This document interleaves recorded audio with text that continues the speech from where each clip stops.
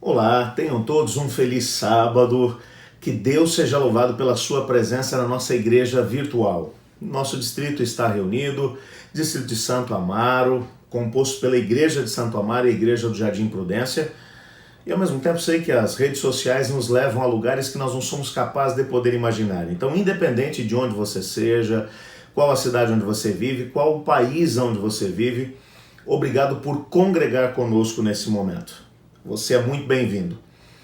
Nós hoje temos como grande propósito lançar o programa oficial do ano 2021, que foi lançado pela União Central Brasileira e a nossa associação, a Associação Paulistana, abraçou. O plano se chama Através de Nós. E antes que você resolva ir procurar um outro canal para poder assistir uma outra mensagem, porque talvez você imagina que nós vamos aqui apenas estar falando de um programa efetivamente, eu queria que você me desse uma oportunidade. Nós vamos, dentro da palavra de Deus, tentar compreender o que é que Deus espera de nós. Talvez hoje, ao abordarmos aqui alguns temas, algumas daquelas ideias pré-concebidas que você tinha, talvez acabem sendo colocadas por chão, colocadas por terra. Mas dê uma oportunidade para que o Espírito de Deus fale ao seu coração. Eu queria que você desde agora já fosse se preparando, porque eu tenho um desafio todo especial para fazer para você no final dessa mensagem, tá ok? Então eu quero ler aqui um texto, que é o texto base do nosso estudo de hoje. Vamos fazer uma oração e na sequência vamos conversar um pouco a respeito dele e ao mesmo tempo vamos passear um pouco aqui em algumas citações muito interessantes de Ellen White. Vamos ler o texto então? O texto é do livro dos Atos dos Apóstolos, capítulo 19, versículo 11. Livro de Atos, capítulo 19, verso 11. Para essa leitura, estou usando a nova versão internacional da Bíblia. Tá ok? Então, se você tem aí a sua Bíblia, seja ela em papel ou virtual, acompanhe aí a leitura do texto. O texto diz assim: Deus fazia milagres extraordinários por meio de Paulo. Bom, o texto é tão pequeno que eu queria que a gente repetisse junto, tá legal? Eu falo daqui, você repete daí de casa, tá bom? Deus fazia milagres extraordinários por intermédio de Paulo. Deus fazia milagres extraordinários por intermédio ou por meio de Paulo. Ore comigo. Senhor Deus, amado Pai, obrigado por tua palavra. Fale conosco agora. Ajuda-nos a podermos compreender qual é o teu propósito para a nossa vida. Pois é em nome de Jesus que oramos. Amém.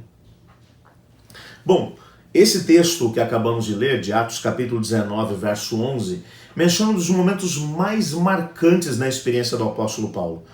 O apóstolo Paulo havia retornado no final da sua segunda viagem missionária e voltando para a cidade de Antioquia da Síria, enquanto faz escala na cidade de Éfeso, ele percebeu que aquela era uma cidade que tinha grande, mas grande potencial.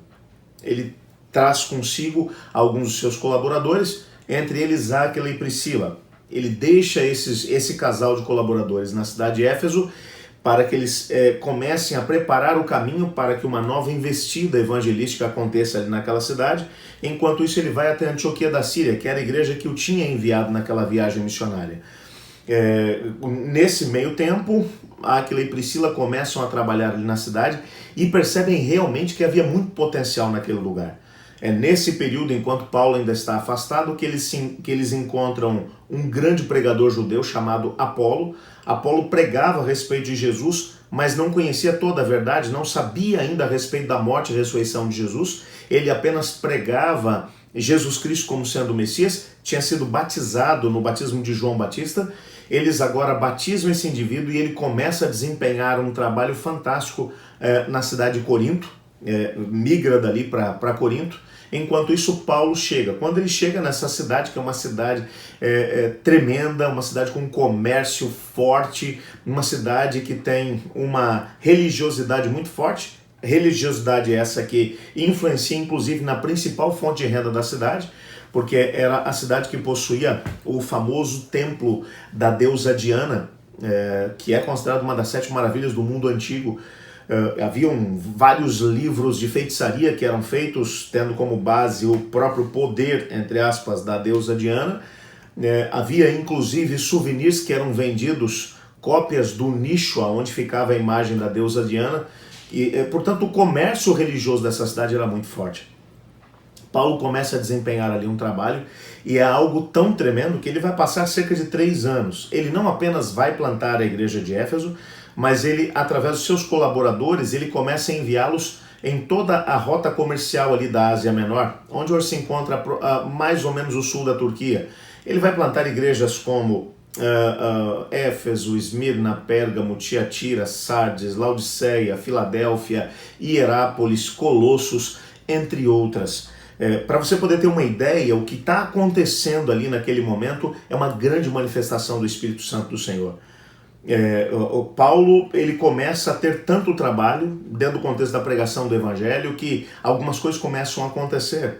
Por exemplo, pessoas que haviam comprado livros de feitiçaria, e um livro naquela altura custava uma pequena fortuna, traziam esses livros até a praça central da cidade e os queimavam ali, mencionando que não acreditavam mais no poder dos espíritos, haviam agora tido um contato com o Espírito Santo do Senhor, tinham sido transformados pela graça de Cristo. Pessoas que anteriormente se dedicavam ao comércio de imagens, de nichos da deusa Diana, começam agora a se voltar para Cristo. Coisas extraordinárias começam a acontecer. Para você ter uma noção, o texto bíblico, se você ler depois ali a partir do versículo 12 do capítulo 19, você vai reparar que Paulo enviava os seus aventais que ele utilizava na sua principal função para poder ganhar a vida. Ele era fazedor de tendas e usava esses aventais. Ele mandava os aventais junto com as pessoas para colocar em cima daquelas pessoas que estavam possuídas por espíritos imundos, e os espíritos imundos iam embora, eram expulsos. Os lenços que ele utilizava eram levados e colocados sobre os doentes e eles eram completamente curados. Coisas realmente espantosas. Lucas não quer que as pessoas tenham algum tipo de dúvida a respeito do que está acontecendo. É por isso que ele vai dizer que Deus fazia milagres extraordinários por meio de Paulo. Toda essa obra que está acontecendo em Éfeso é resultado do trabalho de Deus, da ação de Deus. É o Espírito Santo do Senhor agindo na cidade de Éfeso que está promovendo tudo isso.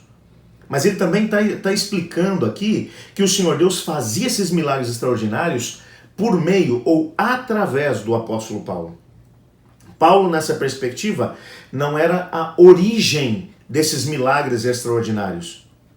Paulo, ele não era o doador desses grandes dons que acabavam acontecendo, tanto na conversão de pessoas, cura de pessoas, libertação de pessoas. Ele era apenas o instrumento usado por Deus. O que o texto está dizendo é que Deus fazia milagres extraordinários por meio de Paulo. Paulo é apenas um instrumento através do qual Deus está agindo. Esse grande movimento que aconteceu na cidade de Éfeso que acabou se tornando, sem sombra de dúvida, uma cidade que em poucos anos se tornou uma cidade com uma igreja mais poderosa do que a igreja de Jerusalém, chegando a suplantar inclusive a igreja que fez o seu plantio, a igreja de Antioquia da Síria.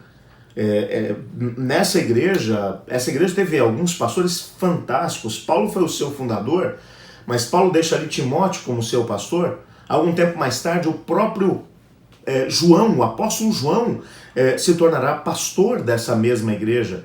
João, que vai trazer a mãe de Jesus Cristo, que continuou com ele até o final da sua vida. Maria, mãe de Jesus, teria morrido nessa cidade, sido sepultada ali. Portanto, é uma cidade que tem uma história fantástica. Mas, acima de tudo, o que nós queremos destacar nesse momento é o que estava acontecendo. Por que essa igreja se tornou uma igreja tão forte, uma igreja tão dinâmica, uma igreja que, no processo de plantio, experimentou milagres tão extraordinários? Porque houve um indivíduo que se colocou à disposição para ser o instrumento através do qual o Senhor Deus gostaria de trabalhar, de agir. Por alguma razão que pertence única e exclusivamente a Deus, Deus escolheu agir dentro do nosso planeta através de pessoas. Você vai dizer, pastor, mas aí num caso como esse foi através do Paulo, o grande apóstolo, que escreveu 40% do Novo Testamento, que foi o grande apóstolo do Senhor, que teve aquele encontro com Cristo lá na estrada de Damasco. Quero que você compreenda que Paulo era um homem igualzinho a você e a mim. com defeitos de caráter, com problemas como eu e você temos. Mas ele se colocou à disposição para ser um instrumento de Deus. E o Senhor Deus operou milagres extraordinários através dele. Tem alguma coisa que a gente precisa compreender.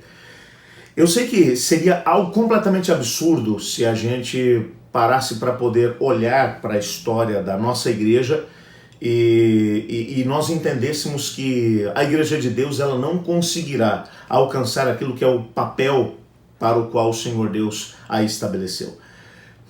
Tem muita gente hoje em dia, hoje tem se levantado uma grande quantidade de críticos dizendo que a igreja de Deus não é o que deveria ser, que a igreja se corrompeu, e a quantidade de gente nas redes sociais, na mídia, que tem entrado para poder criticar a igreja, para dizer que a igreja não é o que deveria ser. E eu digo a vocês que realmente a igreja de Deus é falha e ela é defeituosa. Mas muitas pessoas têm dito, um novo movimento tem que começar, a gente tem que começar tudo de novo, tem que arranjar alguma outra hipótese. E às vezes, quando nós vemos algumas coisas acontecerem à nossa volta, através dos indivíduos que dirigem a própria igreja, nós mesmos, às vezes, quando pisamos na bola, quantas não são as vezes que a gente para e pensa e se pergunta assim, será que a igreja vai conseguir chegar até o final? Será que essa igreja vai conseguir preparar o mundo para o retorno de Cristo Jesus? Eu quero só fazer contigo uma reflexão nesse momento.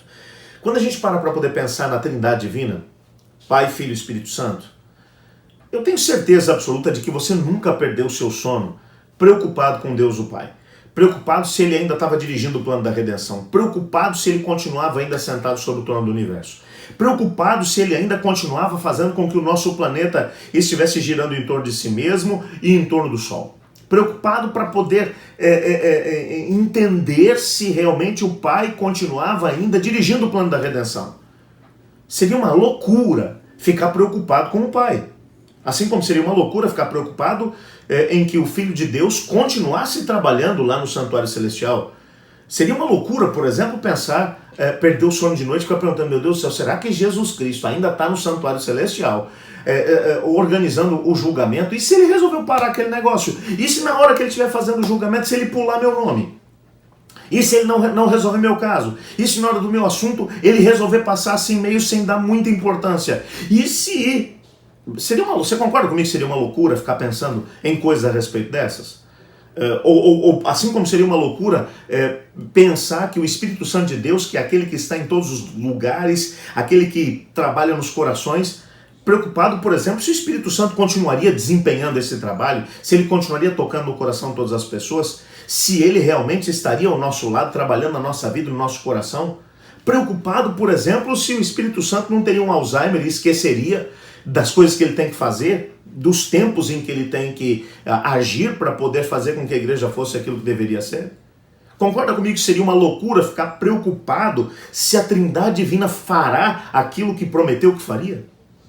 A gente não perde tempo e nem o sono preocupado com um serviço que Deus tem que fazer. Mas você já reparou como a gente às vezes gasta tempo preocupado com a igreja?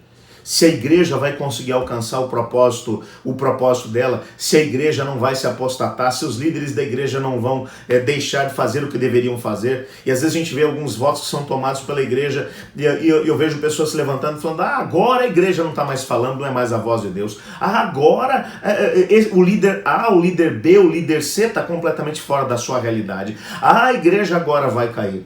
Bom, eu quero dizer para você que assim como nós não temos que nos preocupar com o Pai, com o Filho e com o Espírito Santo, nós também não temos que nos preocupar com a igreja. Porque a igreja de Deus, existem profecias muito claras que falam a respeito da igreja. Eu trouxe algumas delas aqui para você. Só para poder compartilhar com você aqui, do livro Vida e Ensinos, na página 206. Olha o que Ellen White fala. Testifico aos meus irmãos e irmãs que a igreja de Cristo, por débil e defeituosa que seja, é o único objeto sobre a terra a que ele confere sua suprema atenção. Enquanto a todos dirige o convite para irem a ele e serem salvos, comissiona seus anjos para prestar auxílio divino a toda a alma que a ele se achega com arrependimento e contrição. E pessoalmente, por meio do seu Espírito Santo, está no meio da sua igreja. Olha, eu gosto dessa citação porque ela começa dizendo que por mais que a igreja seja débil e defeituosa. E, meu amigo, não adianta a gente começar a querer dourar a pílula aqui, querendo dizer assim, porque a igreja lá daquele período foi uma igreja boa. Irmãos, a igreja foi boa o tempo todo, em todas as épocas. Mas a igreja em todas as épocas teve dificuldades e problemas. Em alguns momentos eles foram maiores, em outros momentos foram menores, mas ela sempre teve problemas e dificuldades. Mesmo a igreja de Atos 2, a igreja do primeiro século, foi uma igreja que teve seríssimos problemas, seríssimas dificuldades. E quando nós lemos, apesar de ter sido uma igreja que foi tremendamente usada por Deus para poder pregar o evangelho, foi uma igreja com muitos problemas. A igreja em todos os séculos ela foi débil e defeituosa. Mas o que ela não está dizendo aqui é que apesar disso ela é o único objeto sobre a terra a que Deus confere a sua suprema atenção.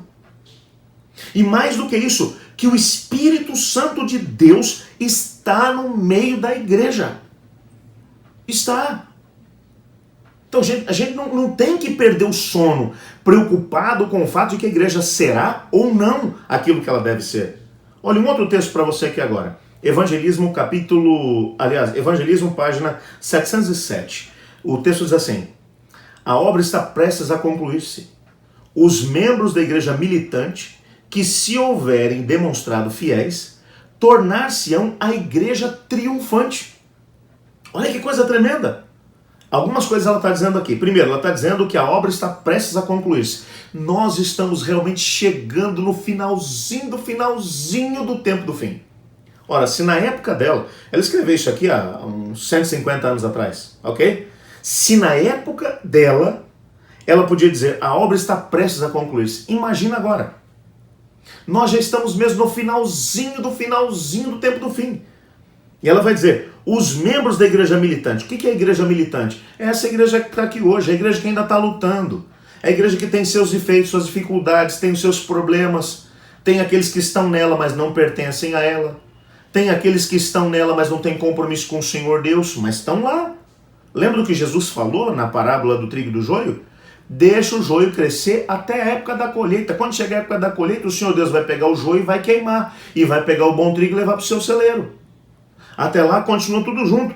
Então, olha o que ela está dizendo. A obra está prestes a concluir-se. Os membros dessa igreja militante, essa igreja que ainda está em luta, e que se houverem demonstrado fiéis, tornar-se uma igreja triunfante. O que significa que a igreja vai triunfar. A igreja vai vencer. A igreja vai conseguir alcançar o seu grande propósito. A igreja, essa é a igreja que verá o céu se abrindo e Jesus voltando em poder e glória. É a igreja que terá a possibilidade de ver todas as profecias relacionadas ao tempo que antecede ao retorno de Jesus acontecendo à nossa volta. É a igreja que vai experimentar a chuva serôdia, que é a vinda do Espírito Santo em grande poder. É a igreja que vai experimentar o alto clamor no poder do Espírito de Deus se levantando para dar a última mensagem de advertência à terra. É a igreja que vai experimentar uma manifestação tão grandiosa do Espírito Santo do Senhor que o que aconteceu no Pentecostes vai parecer brincadeira de criança. É a igreja que vai passar pelas 7 últimas pragas. É a igreja que vai passar pela grande tribulação. Mas é a igreja que vai vencer e vai passar pela experiência do arrebatamento com Cristo para passar com Ele 1000 anos no céu e depois retornar para a terra e tomar posse daquilo que é a herança que Deus tem para a gente. Essa igreja, ela hoje é militante, mas ela será triunfante. Um outro texto, do livro Testemunhos Seletos, volume 1, na página 590. Olha o que esse texto fala. Até que Cristo apareça nas nuvens dos céus, com poder e grande glória, os homens se perverterão no espírito e se desviarão da verdade por fábulas, para as fábulas. A igreja verá ainda dias trabalhosos. Profetizará vestida de saco, mas se bem que tenha de enfrentar heresias e perseguições, embora tenha de combater contra infiéis e apóstatas, pelo auxílio de Deus, ainda ela está esmagando a cabeça de Satanás. O Senhor terá um povo tão verdadeiro como o aço, de fé tão firme quanto o granito. Eles devem ser-lhe testemunhas no mundo, instrumentos seus para realizar uma obra especial, gloriosa, nos dias de sua preparação. Esse é um texto fantástico. Nesse texto, a senhora White vai dizer aqui que até que Cristo apareça nas nuvens, com poder e grande glória, algumas coisas vão acontecer. Pessoas se levantarão no meio da igreja e se apostatarão da fé. Pessoas virão, deixarão as fileiras dos servos do Senhor. Pessoas se levantarão pregando heresias. Pessoas se levantarão tentando perverter o caminho de alguns. Mas enquanto isso, o Senhor continua dando poder à sua igreja para continuar esmagando a cabeça da serpente. Até que o Senhor Jesus volte. Mas Deus, ele está preparando um povo tão verdadeiro como o aço e tão firme como o granito. Isso aqui é fantástico. Um povo que permaneça firme naquilo que é certo, firme naquilo que é o propósito do Senhor, e que serão os instrumentos através dos quais o Senhor Deus vai realizar uma obra gloriosa nos dias da sua preparação. Portanto, essa é a igreja. Agora, nós precisamos compreender uma coisa. Para que é que a igreja foi estabelecida? Qual é o propósito do estabelecimento da igreja de Deus? Jesus criou a igreja com um propósito. Tudo que é criado hoje em dia tem uma razão de ser. Concorda comigo? Quando, por exemplo, Santos Dumont inventou o avião, ele tinha um propósito. Não era só fazer com que o ser humano conseguisse planar no ar, ao invés de ter que seguir pela terra. Ele queria encurtar as direções, as distâncias. Ele queria fazer com que as pessoas tivessem a possibilidade de conviver mais umas com as outras, encurtando as distâncias, fazendo com que as viagens se tornassem mais tranquilas. É tanto que quando ele viu que o avião, no período da Primeira Guerra, haviam sido usados para poder jogar bombas em cima das pessoas, ele entrou em depressão. Por quê? Porque não era para isso que ele tinha inventado o avião. O Senhor Deus, quando criou a igreja, quando estabeleceu a ideia da igreja, ele tinha um propósito claro em mente. E veja, no livro Atos dos Apóstolos, na página 9, Ellen White fala sobre o propósito pelo qual ele criou a igreja. Olha o que ele diz aqui, ó. A igreja é o instrumento apontado por Deus para a salvação dos homens. Foi organizada para servir e sua missão é levar o evangelho ao mundo. Desde o princípio tem sido o plano de Deus que, através da sua igreja, seja refletida para o mundo a sua plenitude e suficiência. Aos membros da igreja, a quem ele chamou das trevas para a sua maravilhosa luz, compete manifestar a sua glória. Só para poder seguir na mesma linha, um outro texto que eu quero ler, que é do livro Testemunhas, no volume 6, na página 295, ela vai dizer assim: alguém tem de cumprir a comissão de Cristo, alguém tem de levar avante a obra que ele começou a fazer na terra, e esse privilégio foi concedido à igreja. Para esse fim foi ela organizada. Por que, pois, não aceitaram os membros da igreja a responsabilidade? Bom, esses dois textos são textos muito fortes. São textos que estão falando sobre a razão pela qual Jesus estabeleceu sua igreja. A gente precisa compreender que no momento que o pecado entrou aqui no planeta, Deus entrou em missão. A humanidade perdida para sempre por causa da rebelião que se instaurou aqui. O rebelde veio e estabeleceu a terra agora como seu quartel-general. Quando lemos, por exemplo, o livro Deserto da Tentação, nós descobrimos que o grande propósito do diabo era, através de enredar Adão e Eva no grande conflito, ou na rebelião contra Deus, eles queriam fazer do Jardim do Éden o seu quartel-general, ter acesso à árvore da vida, porque o diabo é mortal, e através do comer da árvore da vida conseguir alcançar a imortalidade, e ao mesmo tempo ter a possibilidade de usar o ser humano para conseguir multiplicar o número de pessoas na rebelião, até que a rebelião pudesse alcançar o universo todo. Era um plano perfeito. Entretanto, o Senhor Deus não permitiu que esse plano fosse colocado em marcha. Ele veio até o Jardim do Éden e disse: colocarei inimizade entre você, Satanás, e a mulher, e os descendentes da mulher, até que venha um descendente dela e esmague a tua cabeça. Você ainda vai conseguir picar o calcanhar dele, mas ele vai esmagar a sua cabeça, você vai ser destruído.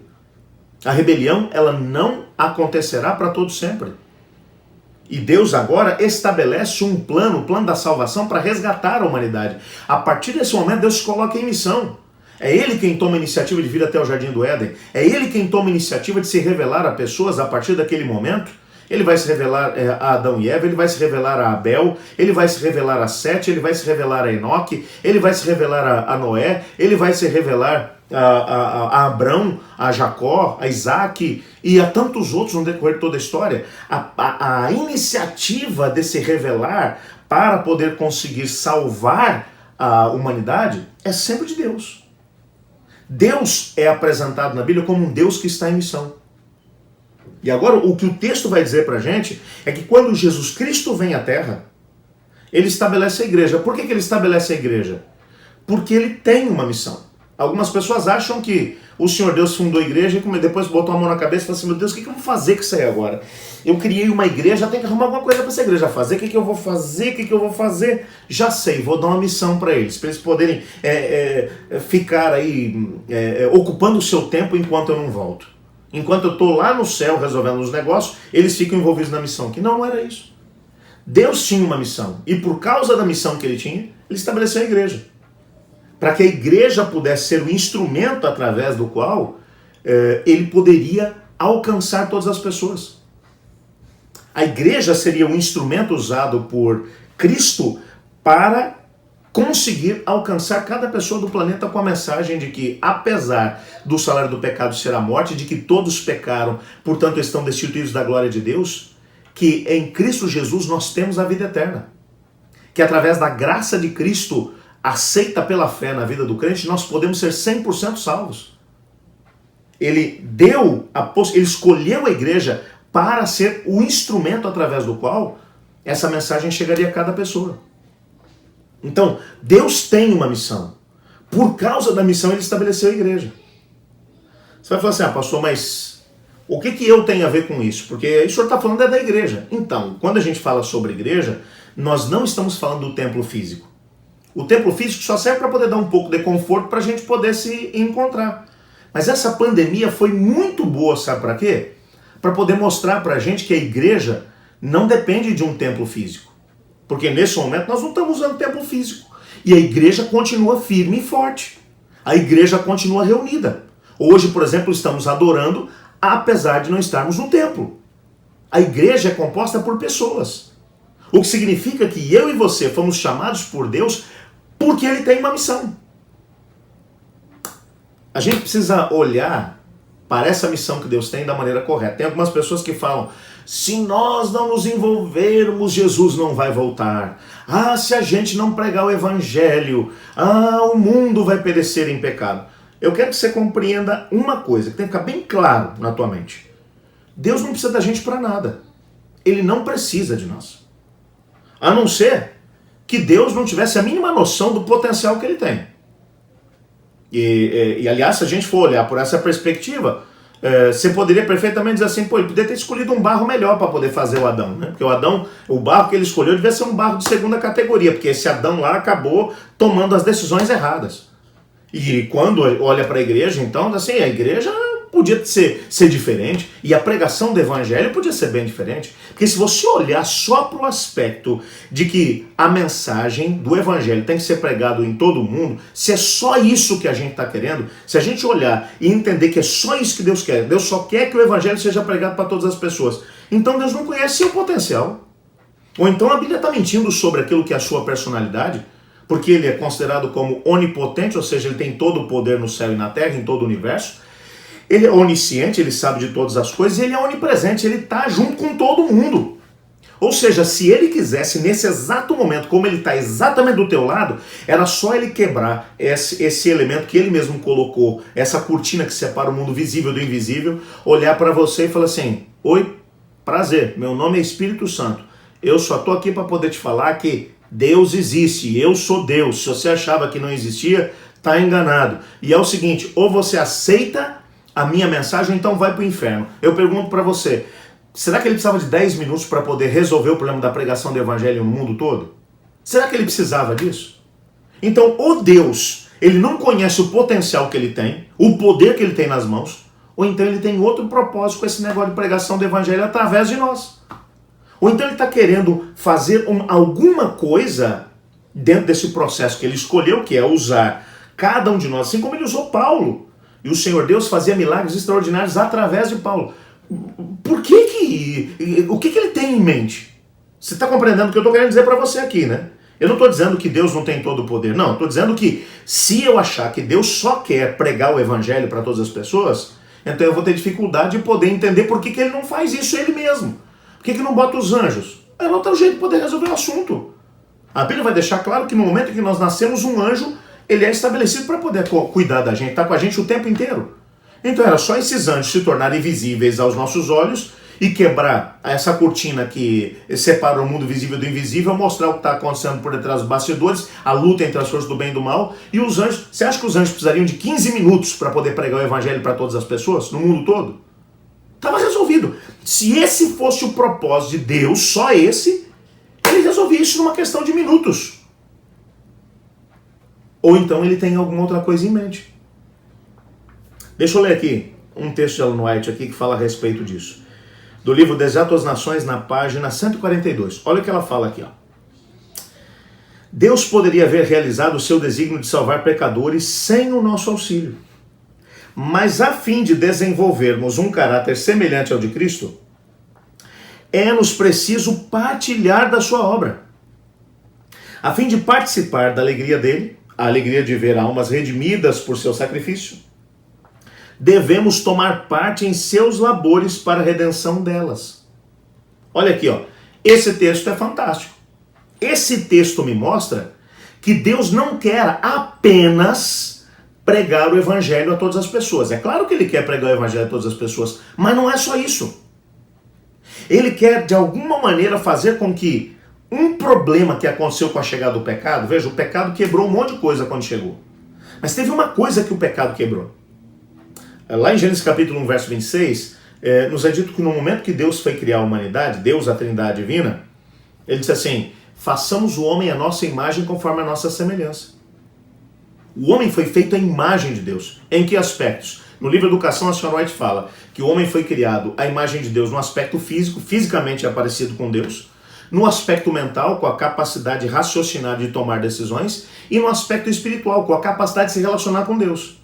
Mas que quando o pecado entrou aqui no nosso planeta, ele fez com que essa imagem de Deus que estava no ser humano, ela começasse a ser degradada, deturpada e começasse a se apagar. E com o passar das gerações, a imagem que começou a ser refletida na humanidade foi a imagem do rebelde. Nós começamos a nos tornar parecidos com o rebelde. Nos tornamos egoístas, nos tornamos avarentos, nos tornamos adoradores de ídolos, nos tornamos violentos, nos tornamos imorais. E a cada geração, conforme o tempo foi passando, nos tornamos mais parecidos com o inimigo das nossas almas. Então, qual é o grande propósito da redenção? O propósito da redenção, segundo o livro Educação, é fazer com que a imagem de Deus volte a ser uma realidade no ser humano. Agora, pega esse conceito e traz para cá, para esse texto. O Senhor Deus, se ele quisesse apenas pregar o evangelho para todas as pessoas, ele mesmo faria isso.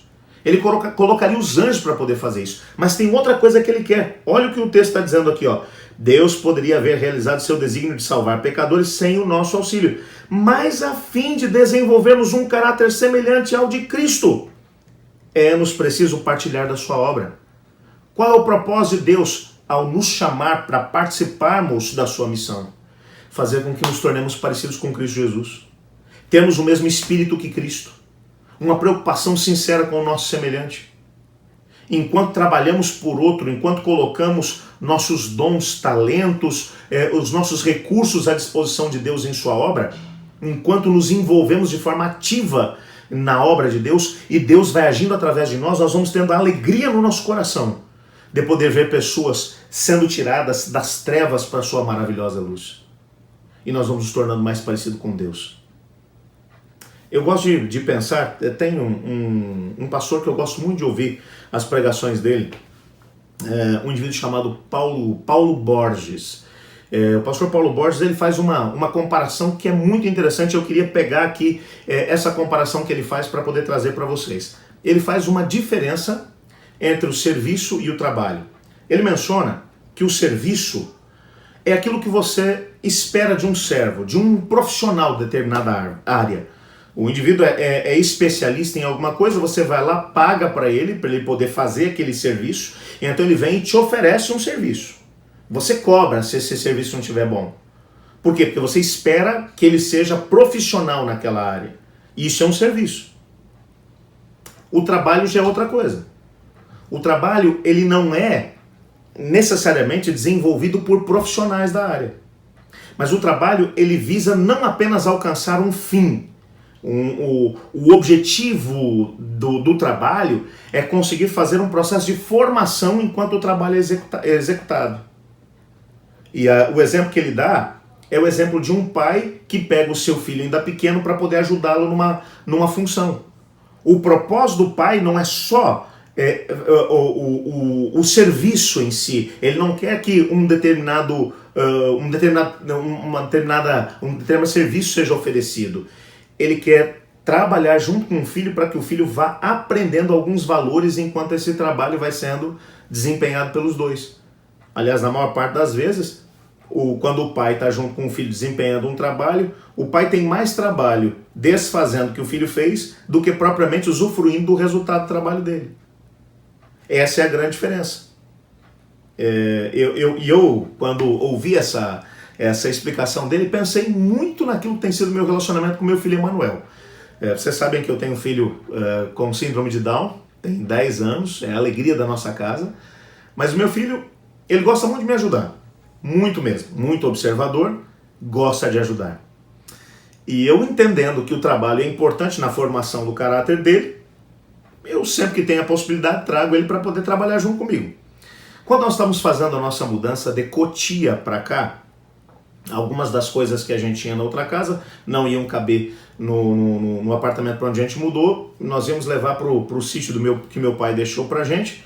Então eu peguei algumas ferramentas e tinha um tambor bem grande mesmo, cheio de parafusos. E a minha esposa falou assim, vamos dar um jeito de poder separar esses parafusos. A gente já leva os parafusos, as porcas de um lado, os parafusos do outro, o prego do outro, e fomos separando as coisas que estavam ali. Tinha algumas outras ferramentas juntos, a ideia era separar tudo. Amigos, confesso a vocês, foram horas de trabalho para poder separar aquilo tudo. Um trabalho medonho. Me arrependi depois que a gente começou. A Cláudia foi trabalhando, a ponta dos dedos dela já estava desgastada de tanto pegar parafusinho, preguinho e separando e tudo. A gente acabou perdendo o Emanuel ali um minutinho enquanto a gente entrou. Quando a gente voltou, ele disse, prontinho, tá tudo pronto. Ajudei vocês. O que ele tinha feito? Pegou tudo que a gente tinha separado e colocado tudo de volta dentro do tambor. É lógico que ele olhou e viu tudo espalhado no chão em montinhos. Falou, não, isso aqui tá tudo errado, vamos colocar de volta. Trabalho de horas que a gente teve, em questão de segundos, ele resolveu. Ele estava oferecendo o que pra gente? Um trabalho. O que eu fiz diante daquilo? A demonstração dele foi de que ele queria muito me ajudar. Aí eu fui lá, abracei e disse, obrigado por ajudar o papai, filho, obrigado. Próxima vez que você for fazer, faz junto com o papai, tá legal? Tinha vontade de chorar. Você entende a diferença entre o serviço e o trabalho? Agora, se eu tivesse, por exemplo, uma pessoa que eu tinha pago para poder separar aqueles parafusos para mim, e essa pessoa fizesse isso, que reação eu teria com ela? Eu falei, não, mas que falta de respeito é essa? Eu estou te pagando para poder resolver um negócio e agora olha o trabalho que o serviço que você está me oferecendo. Refaz isso, vai fazer tudo de novo. Mas eu não estava ali cobrando um serviço do meu filho. Até porque eu sabia que ele não tinha condições de me oferecer um serviço de qualidade como eu queria. Mas eu o trouxe para poder trabalhar junto, porque enquanto a gente trabalhava, ele ia aprendendo conceitos da vida. Então entenda que quando Deus nos chama para podermos participar da sua missão, Ele não está querendo um serviço. Se Ele quisesse um serviço, Ele mesmo faria.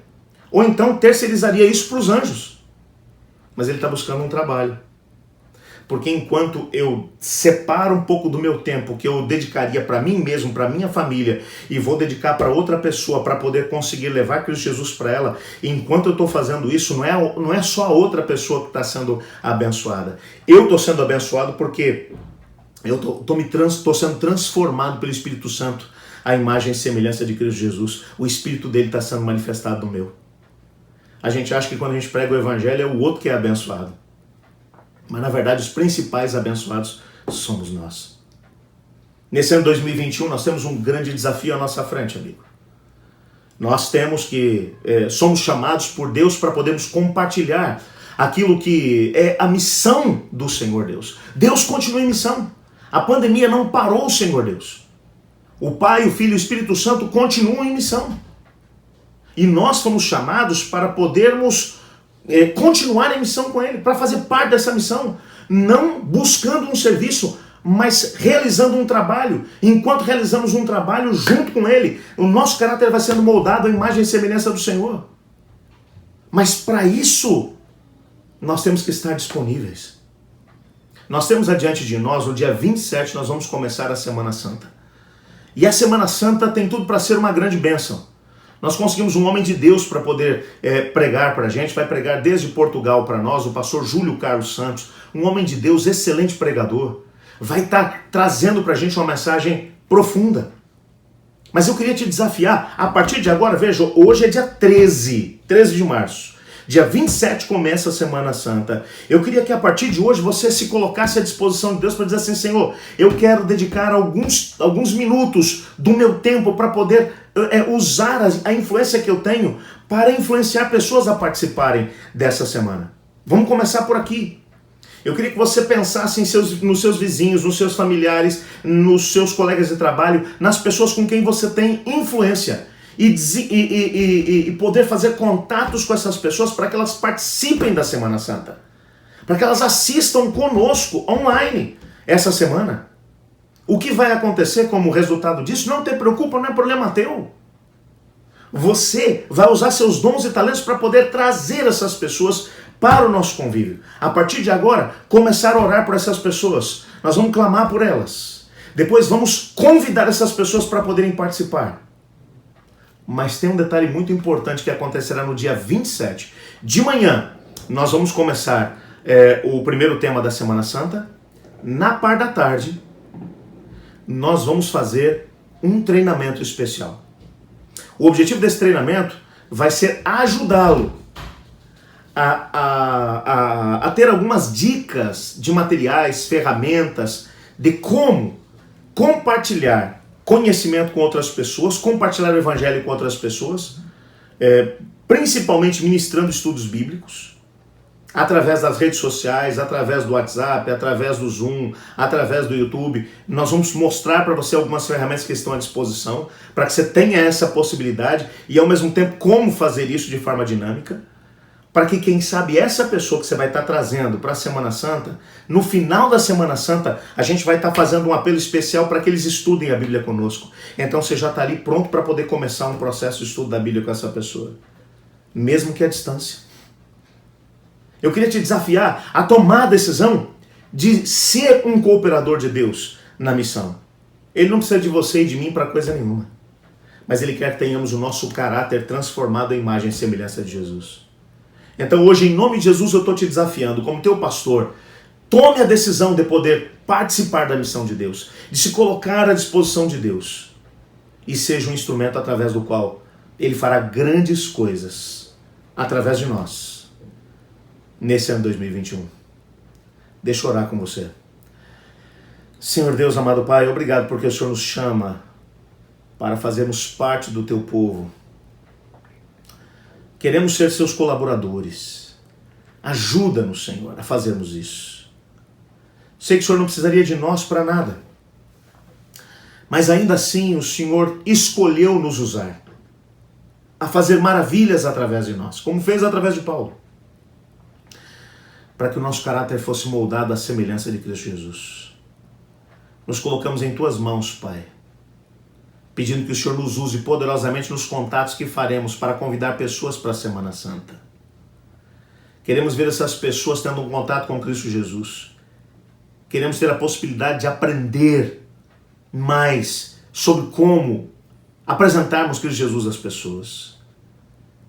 Pois é no nome dele que nós oramos.